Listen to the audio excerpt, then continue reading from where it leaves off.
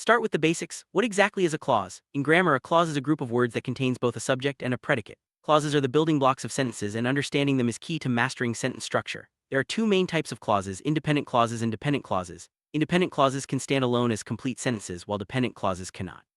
Throughout this video, we'll break down the differences between these two types, show you how they work together, and help you spot them in real sentences. By the end, you'll be able to identify and use clauses with confidence.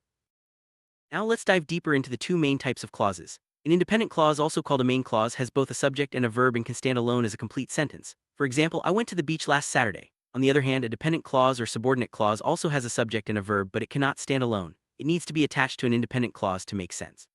For instance, because I had forgotten to bring my own bathing suit leaves us hanging unless we connect it to a main clause. The dependent clause adds extra information such as time, reason, or context, supporting the main idea. Sentences can be simple or complex depending on how clauses are combined. A sentence might consist of just one independent clause, like I borrowed an old bathing suit from a friend, or it could link multiple independent clauses with conjunctions such as I went to the beach and my friends were waiting for me. Often, sentences combine independent and dependent clauses to add depth and detail. For example, I abandoned my friends and ran into the water after some rude boys came up and began to make insulting remarks. Here, the dependent clause explains why the action in the main clause happened, enriching the sentence's meaning.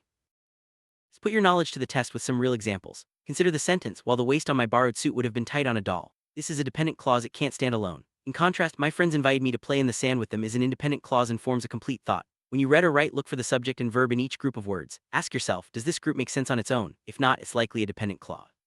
Practicing with examples like these will help you quickly recognize and use clauses correctly in your writing.